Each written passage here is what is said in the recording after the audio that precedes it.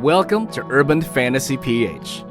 We are creatives who live in an urban society and give readers wish fulfillment by way of our stories, which is fantasy but reflective of reality. Here, we get to talk to fellow creatives like writers, authors, artists, comic book creators, filmmakers, you name it. We create and share our art here in the Philippines as well as abroad. My name is CJ Edmunds, I'm your host, and here is today's episode. Hello, good morning, everybody. Welcome to another episode of Urban Fantasy PH. And as you can see, I am the only one, or as you can, of course, hear and have seen the title of the episode. We are going solo today. Yep, no guest for today this morning. And that's because we are going to be taking a little bit of a mid-season break. But of course, I'm just going to give you updates on what has been going on and what's been keeping me personally busy. Okay, so this constitutes episode 30 of the podcast as a whole and the 9th episode of the current 4th season. And like always, and during an ongoing season, our show is aired every Wednesday, both for Spotify as well as on my YouTube channel. You do have the option to listen or to watch us. In this case, just purely listen. And the choice is in your hands, whether you are listening or watching. Just please click the subscribe button as well as ring the bell so you do not miss a single episode. All right. We didn't have an episode last week because it was the 1st of November. And we purposely took an episode, sort of a leave of absence for that particular episode because of November 1st, and which is Feast of All Saints, and everyone would be going to the cemetery, and everyone would be paying homage to their loved ones who have departed this physical plane and were not with us, but will always be with us in our hearts. And so, in observance of that, I decided to not air an episode. Okay, but we are back today, just before another break. Well, the break comes because I shall be flying out of the country, and we're taking a much-deserved break from all the events that we've been involved with, mostly the book events, and because this is a promise that I made to myself and to the people that are close to me. Okay, and that's why we are taking this trip. We're going to Europe, and we're going to Switzerland. We're going to Prague and to Germany, and we're trying to squeeze in as much as we can see, or we can get our hands on, or we can set our sights on in this brief time that we are going to be there. Okay, and I would have wanted to record more episodes for you all before leaving, but sadly that was not possible. So I will come back, or when I come back, we will be recording more episodes for your enjoyment. All right. But one of the events that got me all busy and excited about was most recently TarotCon. All right. This is the very first tarot centric event that is based here in Manila and spearheaded by our friend and previous guest on the previous episode, Mr. Robert Rubin of Mysterium Philippines. And I tell you, if you are a practicing Wiccan, if you are into spirituality and you love tarot, you have oracle, you love oracle cards, and you're all into this mysticism, and basically, if you are into these things, you would have loved to be there. That was held at the Joy Nostag Hotel at the Ortigas Center, and which is just right across, well, almost right across Podium, but it's more like facing the open air parking of Podium. And there were so many people there selling tarot cards, selling crystals, selling trinkets, and I got myself my own share of trinkets. Shout out to Made by KCA, and this is where I got most of my crystals from. She says this is her tagline is crafting abundance and joy with you through crystals. You can follow her on Instagram. That's made by KCA. That's K and C and letter A. Okay. Same thing for Facebook, made by KCA, and made by KCA.com is her website. Okay. I also got me some tarot decks. Well, actually, an oracle. One is an oracle deck, and I couldn't pass it up. It's called The Magic of Marvel. And you know me being a superhero geek, I just had to look into this. And it basically has a different, most of the Marvel characters that we know are going to be in here, and they would each correspond to, I guess, uh, different things that will remind you of what you need to do and what you can do and how to achieve those goals. Okay. The other one that I got is also an oracle deck. It's called the Solitary Witch Oracle by Lucy Cavendish, and I'm going to be posting photos of these decks on the Instagram page of the podcast, so you guys can see what they look like. And I got these from Runit Decks. Okay, and you probably see their advertisement on Instagram and maybe I guess probably on YouTube as well. So the place to get your decks, if in case you are interested, and that will be runitdex.com. That's RUNIT. Okay, and they are also at Runitdex. Runitdex on their socials. Okay, for sure, it's Instagram, Twitter, if you still call Twitter, but of course we know now it as X, and also on Facebook.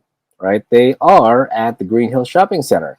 Yeah, the Runit store, second floor, Promenade Mall, Green Hill Shopping Center in San Juan. Okay.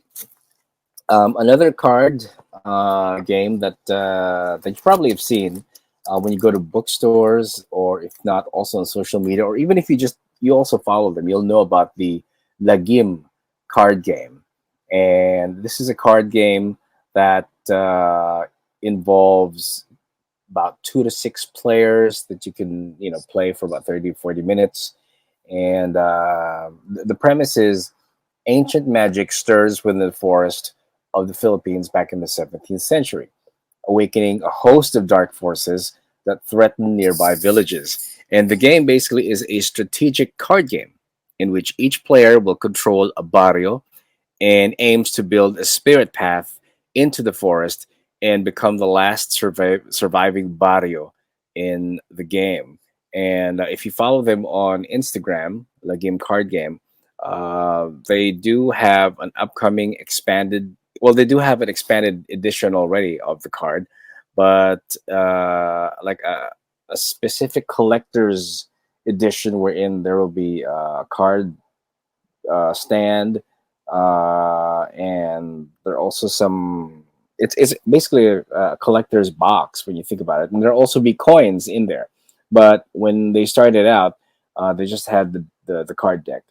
And for more information, just go to lagimcardgame.com. That's LAGIM. Okay. Looking around the tables there on that specific floor at the Joy Nostag Hotel, the other vendors also are not just selling crystals and tarot decks. Some of them also have charity works, and one of these would be the Septaka Demica. Okay, I just botched that. You can follow them on Instagram as well as on Facebook. That's Septacademica PH. Okay, that's for Facebook, and on Instagram that's septacademica.ph. Okay, so they are a holistic and wellness site for everyone. Of course, it's for all that encompasses the physical, the emotional, the mental, the social, as well as the spiritual. They also give tarot card reading classes. They also have Reiki classes. And if you're into martial arts and you want to train your mind, your body, and spirit with this specific holistic discipline, they do have that as well.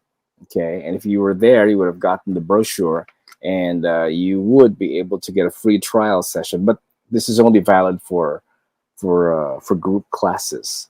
Okay, a group class, which is about 600 pesos per session, you can have that. You can also have 2,000 peso monthly group class. There's the home service group class, a minimum of 3 people, for about the 600 pesos per session. There's also a one-on-one personal training session. That's 800 per session.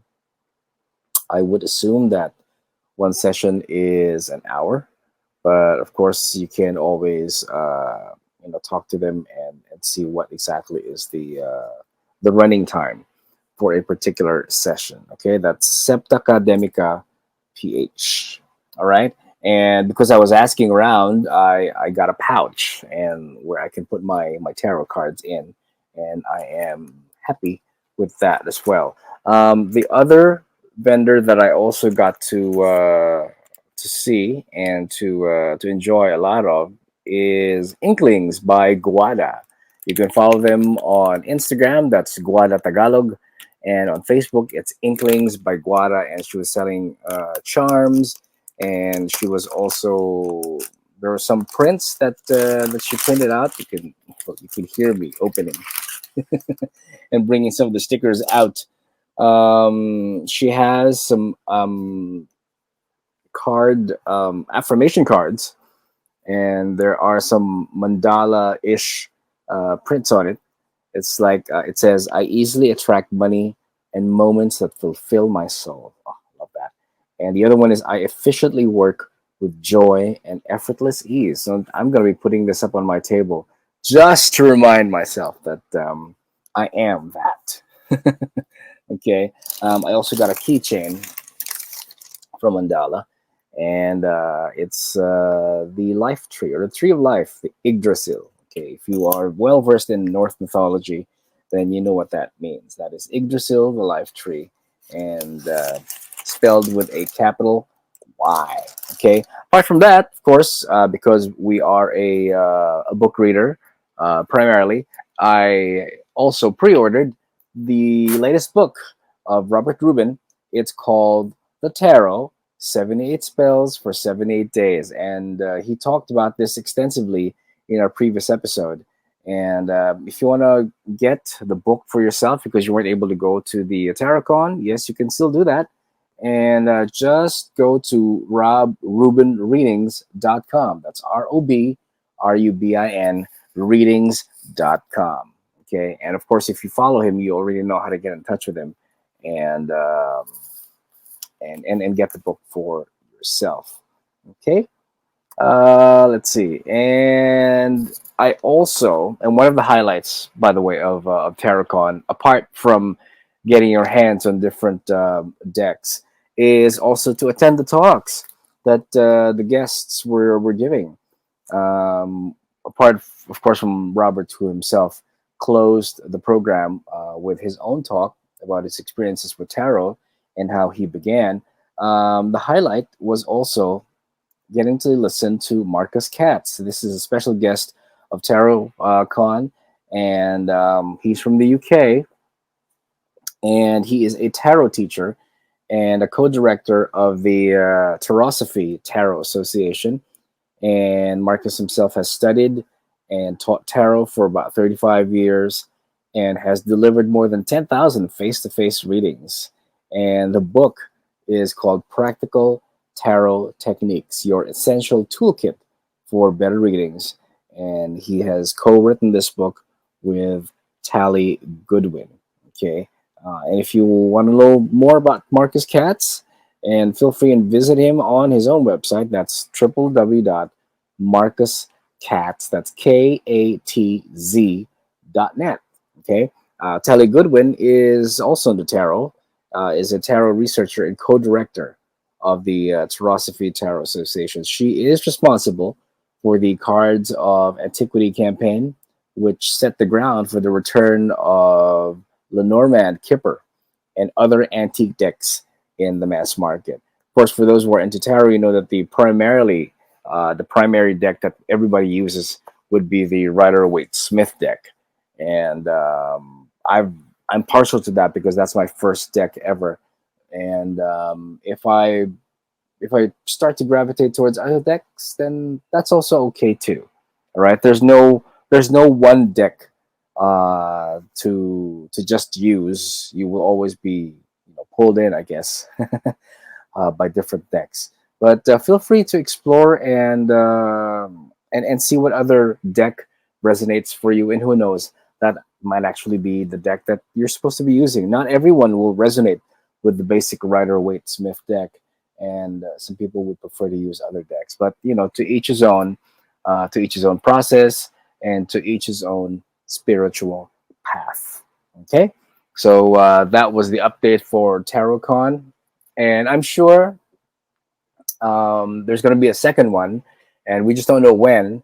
And congratulations, Robert, for pulling this off, for it being a success that it is.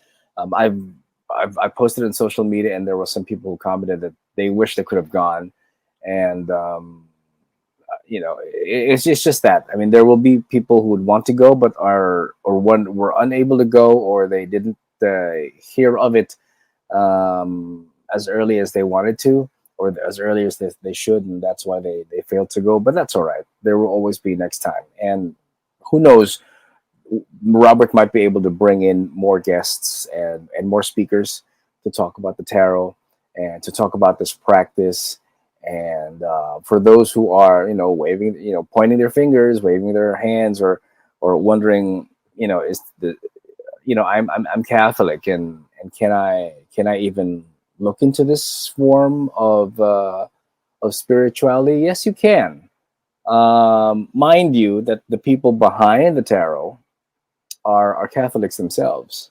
Okay, I didn't know about this up until I attended the talk that Marcus gave, and so any conservative uh, Catholic out there who says that no, reading the tarot is the work of the devil, or some other deity that you want to subscribe to, that denotes ruin, that denotes temptation and all negative forms of energy. No, it is not. All right, the tarot is a way of giving you clues, giving you options that you might consciously be unaware, but you need to be subconsciously reminded of. And so that when you are reminded that you do have options, it's better to navigate through life with options, right? Rather than without. So that's basically what the tarot does and gives you. Okay, it reminds you and tells you that you do have options. Okay, and even if you are not into the tarot, whoever tells you that there are no options in life, sorry, we beg to differ, because there is. Okay, and do not be bullied by people who tell you that there are no options and that their way is the only way. Okay, and this is not just about spirituality, but life in general. Okay, you go your way, and and try not to dissuade other people on their own path. We are all travelers in this big world, and we are learning one day at a time, 1 hour at a time, one person at a time, the lessons that we need to, and apply them into our lives. Okay, all right. So that's one event down. The other event that I also went to most recently, just last weekend, was the event spearheaded by Paper Cat Books. Yes. And if you are a writer and a reader, of course, you were there. You should have been there. And we have Kath Eustachio Derla to thank for that invitation, for having us in. And it was a joy. It was only a 1 day event. Okay, it was only a 1 day event, but I had so much fun being there, and being with fellow writers, being with fellow readers, being there with fellow geeks, and just being there in the milieu of people who love to read and people who love to write. Okay, shout out to fellow indies, my buddy, and I can call her my writing buddy in a way because we sort of like bounce ideas off one another. Miss Jane Vergara, author of Breaking the Spell trilogy. Hello, hello, and I had a great time sharing book space with you as well. Likewise to Jelen Talahuron, who is the author of Angel Song. Jelen and I shared a table, and it was adjacent to. To Jane's own table. So in a way, we were the ones there, us three of them. But we were just the only indie authors there, and some others who were just right across us. But mostly because it is an event that was spearheaded by Paper Cat Books. There were more Paper Cat Books authors. Okay. And I had a great time meeting them as well. In fact, like Kadi Serafika, whose book The Awakening, I had to get for myself. There's also Alen Alenige, her last cigarette yesterday. I had to get that as well. Jenny Angeles, yes, your book called Dear G, of course, I had to get that. And John Luke Chica, the Shadow Immortals. I had to get that as well. If you love sci-fi, you need to get those books as well. And just follow Paper Cat Books for details, so that you are acquainted with the different authors that are there. And if you're wondering who Paper Cat Books is, well, they are an indie publisher of books.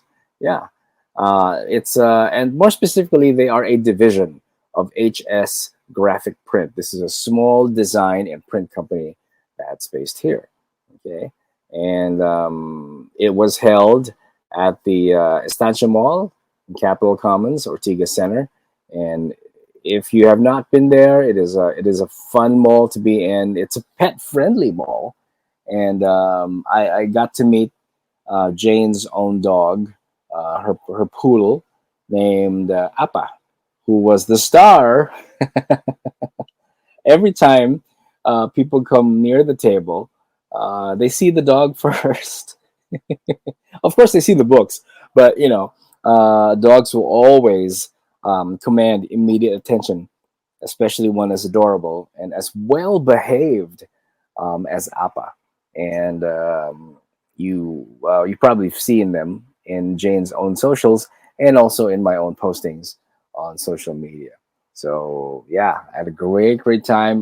Miss Kath, I can't wait to join again for the next Paper Cat's book event, and more. I wish you more success. I wish you more authors in your own line, and and hopefully each and every time that book events like these take place, people would sort of like realize that there are still people who love to read.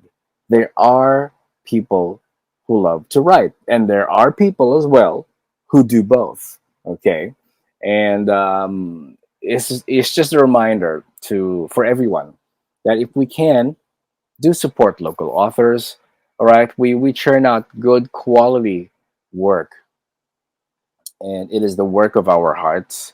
It is the work that has fueled us to do what we do.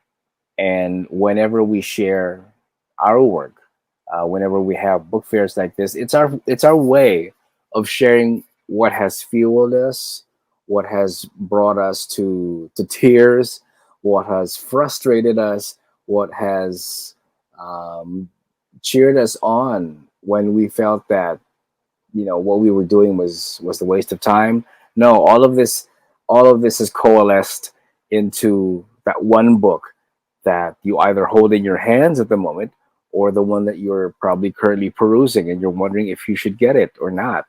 Okay, which I hope you did. And yeah, all of this has shifted my reading priority, I have to admit, into reading more local authors, be more familiar with their work. And I mean, the famous authors out there, the ones that are being released by big publishing companies, you know who those are. Those who belong to Random House, those who belong to Ballantine, to Knopf, to Scholastic Press, to even Penguin. Actually, it's Penguin Random House now, not just Random House, but or even Penguin themselves. But yeah, I mean, these big houses will always have their own roster of greats, but we also locally have our own roster of great local authors. And I do hope that each and every time that there is a book event that is held locally, I do hope that you guys, make an effort to go and make an effort to check out local authors because it's worth it. Okay, it is WORTH, worth it. Okay. Let's see. What other updates can I give you? I'm currently editing the second book of my Dark District series. For those who have gotten a copy of the first one, which is called Take Me Now, and I thank you for that. And for those who have left reviews on Amazon or on Goodreads, I thank you for that as well. For those who have yet to do that, I will be putting the links in the show notes so that you can do that as well. And likewise, for those who've gotten a copy of the prequel, which is called Sojourn, and I thank you likewise from the bottom of my heart for those who have done that. That particular book, which is, let me just backtrack a bit and tell you that that book was actually the first one that I wrote when my father passed away back in 2007. And so writing Sojourn was my way of dealing with his passing, dealing with the loss, and revisiting some life lessons that he taught me. And those will always be, with me. And for those who have suffered their own loss in their own lives, you know that whatever lessons our parents uh, have, inculcated in us, it's there. It's never going to go away. I mean, physically they might not be there, but the lessons will stay with us forever. Okay, so I wrote Sojourn first, but publication wise, Take Me Now got published first, and then I had to backtrack and and do this other one. And so when people come up to me and say, "So which one do I have to read first?" They're both standalones, and you can read them regardless of which one goes first. The only difference is that one is obviously erotica, and the other one is not. And it's the other one is more, well, you could call it existentialist. But so that's what I tell people who come up and ask, what's the difference? So one is erotica and one is existentialist. So depending on which E you subscribe to, then that's what you're going to be choosing, right? But you can, of course, read both, which I would love. Okay, for those who have yet to get a print copy, you can visit the Spine Books Shopee page, and which, of course, will be provided for in the link on the show notes, so that you can likewise order. The kind of books that I write are magic realism books, and sort of like bordering on urban fantasy. So when you say urban fantasy, it's still fantasy with magic and with paranormal elements, but set in a realistic and urban universe, which is what which is where we live in. Okay, it just so happens that it's set in Manila, and elements of Philippine folklore uh, are also uh, reference, or if not part of that of the stories. Okay, and as a special treat, before I end this little mid-season break and announcement, and for those who've already read Take Me Now, the next story is called Take My Hand, and it involves a different set of people, but still within the Dark District universe. So, if in case you come by the Dark District universe, reading the second story first before reading the first one, that's perfectly all right. And but you will be more familiar with some of the events that have happened in the first book because they get referenced in the second book. Okay. And as a special treat for you all today, I would like to read the prologue of Take My Hand. And I'm currently editing this, and I am editing it as fast as I could so that it will be ready for you all next year. Okay, and that's my goal for myself. And book three, which I've also started, comes out the year after. Okay, so this is the prologue to Take My Hand. Okay, by the time she got home, it was late. Late by her standards, as it was a weeknight. Her own rule during weeknights was to be in bed by 11 p.m. the latest, and looking at her watch as she turned the key to her apartment, she realized that not only has she broken it, she broke it by a mile. The sound of her door closing echoed in her head and reminded her of the events of the night as she tried to block them out of her mind. Gunshots, glass shattering, smoke, and people shouting, people getting hurt. But lucky for her, she wasn't one of those people. She was here, in her apartment, alone. That thought should have brought her comfort, but to no avail. The only thought that echoed in her mind as she made her way back home and closed the front door after shutting herself in her own safe space was, it could have been me. Indeed, she could have been one of the many casualties at the bar tonight when people started firing guns at the establishment. If not for the police and people working in the bar, she might not have been lucky. She gave herself a few moments to take deep breaths before moving away from the closed door where she leaned on for support and assurance. Just a few more minutes. You're safe. You're home. One more heave of air into her lungs before she made the effort to walk over to the kitchen and pour herself a glass of water from the fridge and sit down to enjoy it. It felt good. Never thought that cold water could simply taste so good, especially after a night like this. Finally, with one more haul of strength, she made herself rise from her kitchen table in order to go up to the second floor bedroom, where she would force to make herself clean and wash away the events of the evening. You're home. You're safe. But as she was halfway through the steps, and in spite of reassuring herself that home is where the heart is, another thought crept into her mind. You may be home. You may be safe, but you're still alone. As if the words were spoken to her by someone physically present, her head made the notion or the motion of moving aggressively from left to right, disagreeing with the building's sentiment of truth while at the same time mimicking the effort of shaking off a headache. Keep going. Maybe this would stop the thoughts from coming in. Truly, home is where the heart is. But there was no one to hold her hand and no one to take care of her heart. Okay, so that's the prologue. I'm sorry for sorry for the some of the errors that I had while reading it.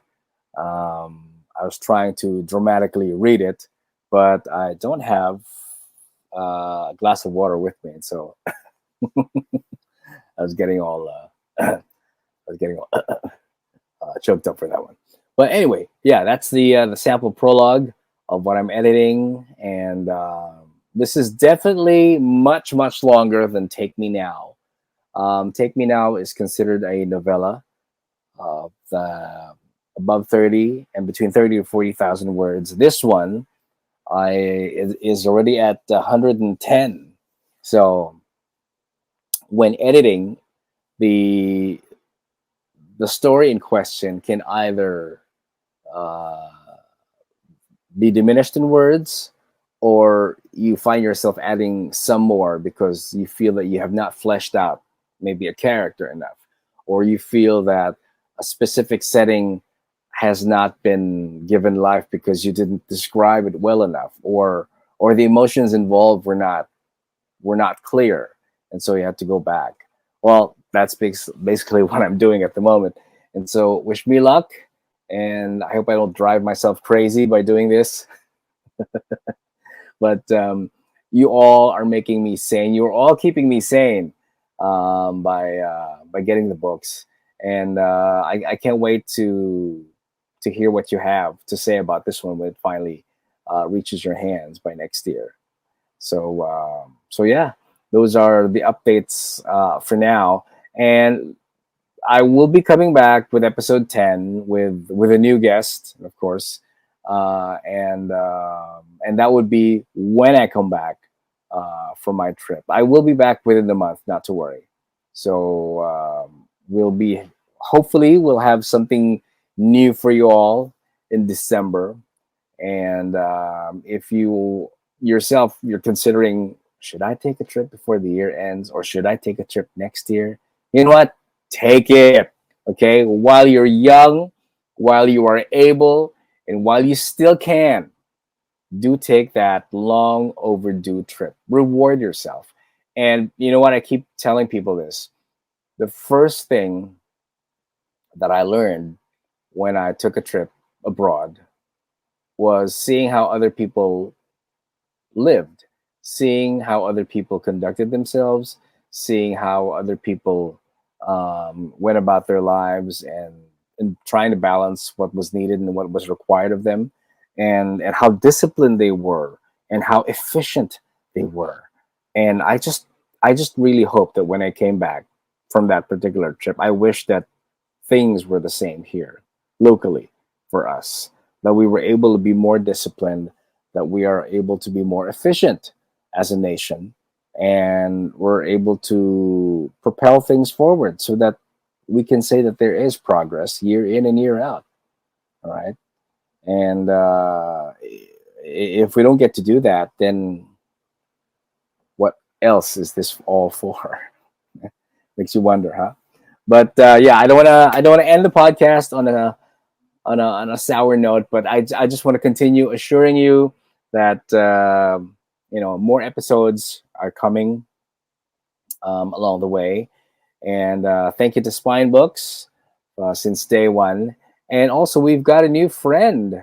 Yeah, thank you to Nerd Nibbles PH, or Nerd Nibbles. You can follow them on Instagram as well as on Facebook. This is our new food partner, and each and every time that we're going to be doing a book event, they're going to be part of that with us.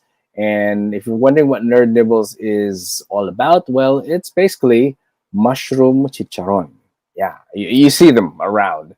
I'm sure you probably have tasted some of them. And this is, Nerd Nibbles is a new player in the market. And I do hope that you guys get to support them and and see what they're all about. And for now, they're offering two flavors: the barbecue and, personally, my own favorite, cheesy garlic. Sour cream is in the works, and it's going to be coming up pretty soon. And they're going to be churning out more flavors for you all as they go on. But yeah, do follow them on social media, and it's nice to have you on board, Nerd Nibbles. And thank you, thank you, thank you. Okay. Continue to follow us as well on our respective socials. Of course, Urban Fantasy PH on Instagram as well as on Spotify, and look for Urban Fantasy PH on YouTube, or more specifically, my own YouTube page or channel. And you can click on the playlist there. And as I said, all of our past episodes are for you to enjoy or to watch chronologically, just in case this is your first time to listen to us. Okay, so that's a wrap for this little mid-season break episode and updates.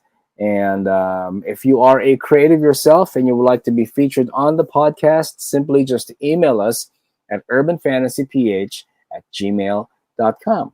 Okay. And if you wish to get a copy of my own books, Sojourn and Take Me Now, as I said, just visit the Spine Books Shopee page. The link will be there in the show notes, but the link is shopee.ph/spinebooks. Okay. And follow the show on Facebook, Instagram, and as well as Threads, and me over at cjedmunds.com. Till the next episode, Indie Creatives Unite. Keep creating, and we will keep reading. Stay safe, stay creative. Namaste, and blessed be. Take care, everybody, and I'll see you again soon. Bye.